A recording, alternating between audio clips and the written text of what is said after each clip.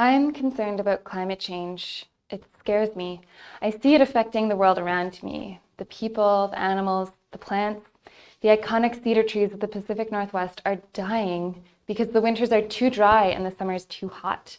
And these hot summers are exacerbating wildfires that fill the air with ash and smoke every summer now. And as I breathe in this toxic air, my mind stretches underwater to the sea creatures who are trying to go about living their lives in increasingly acidic water, water that is so corrosive it is literally dissolving their skeletons. I'm concerned about climate change. Like many things in our world, climate change is an equity issue. One species of life on our planet, humans, is causing a disproportionate effect on the millions of other life forms here. And within the human species, there's vast inequity across those responsible for causing climate change and those who are most vulnerable to it. And some of the most vulnerable people and species to climate change are those who prefer to stay in the same places for long periods of time. Rockfish, for example, remain faithful to their rocky reef homes for their whole lives. It can be over 100 years. And glass sponges can grow in one location, building for generations to form massive underwater reefs that are over 9,000 years old. And Indigenous communities throughout the world have stewarded their territories since time immemorial. Their culture, language, food security, and livelihoods are deeply interwoven with the lands and waters that surround them. So as their environments shift with increasing speed due to climate change, these species and peoples are being forced to rapidly adapt. So as someone who's non-Indigenous and who has benefited from the colonial and capitalist systems that have pitched our world into this ecological and social crisis, I have to ask myself, how can I contribute to reversing these patterns? And how can I help to heal our earth, our ocean, and our communities? This question is what motivates everything I do now. And for the rest of the talk, I'm going to focus on how I try to advance ocean and community health through my research. Specifically, I'm going to focus on how I bring a decolonization approach into my research process to advance the equitable creation of knowledge that informs climate adaptation strategies. Most of my research involves using maps to identify places that are vulnerable to climate change. And I document why these places are important so that decision makers can protect them. My maps that I'm creating identify ecological hotspots, cultural sanctuaries, recreational havens, and economic hubs. And maps are super useful because they're precise, they're intuitive, and they've been used for generations to support planning processes. But that being said, maps are also one of the primary tools of colonization. They were instrumental in the settlement of this part of the world, not only due to their use in navigation, but also because they helped to erase Indigenous knowledge systems and languages. When you look at this map, all you see are English place names, and many of the places were named after explorers like Captain George Vancouver. Outrageously, some of the most amazing waterways and mountains in this area were named after European military folks who never even stepped foot in this part of the world.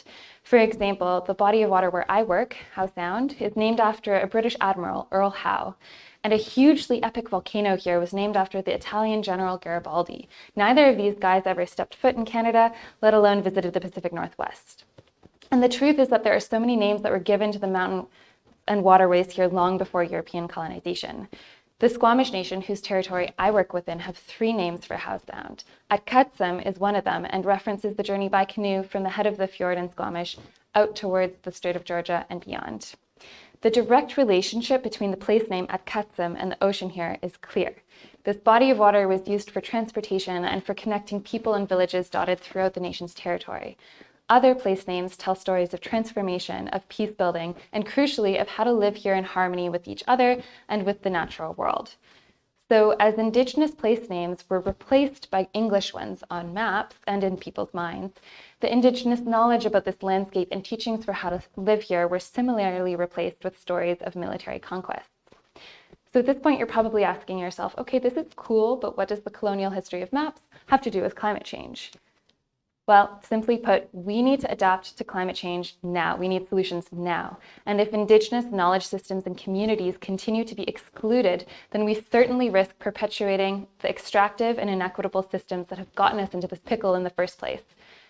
So for me as a non-Indigenous researcher, this has meant that I've prioritized building relationships with the Squamish Nation so that we can conduct research in partnership. And through this partnership, we're bringing the nation's language and stories about the places within their territory to the forefront of our work and our maps. This knowledge provides invaluable context for how At-Katzum has changed through time and informs our adaptation strategies here so we can build healthier and more equitable ways of living. So circling back to my original question of how to protect our ocean and communities from climate change, first, I believe that solutions require creativity in challenging the status quo. In the research arena, this means pivoting away from the prioritization of Western science and toward acknowledging multiple ways of seeing and understanding the world. Braiding Indigenous and Western scientific knowledge systems will paint a more holistic picture and will serve to engage a broader audience. In practice, this can look like using art and stories to explain and study climate change, in addition or alongside graphs and maps. This presentation, for example, included the work of 2 artists local to Hausand at Katzum, whose paintings are incredibly compelling, more so than my words alone. Second, I'm learning that communities know best which adaptation strategies will work in their waterways. So researchers who want their work to translate into climate action have a responsibility to work in partnership with communities and to develop research questions together that satisfy community needs. This doesn't happen enough, in my opinion. And third, perhaps most importantly, we have to acknowledge that climate change impacts every aspect of our society, from where we can live to what we can eat. So we need to work together with folks across the board on solutions. And this means emphasizing collaboration and relationship building throughout all that we do. So I'm still scared and overwhelmed by climate change, but the stronger emotions that I feel now are inspiration and courage, because the collaborative approach that we're taking in this tiny corner of the Pacific Northwest is leading to the equitable creation of knowledge that informs climate adaptation here. And with that, I'd like to thank you for listening and to thank the Squamish Nation for their guidance throughout my research process.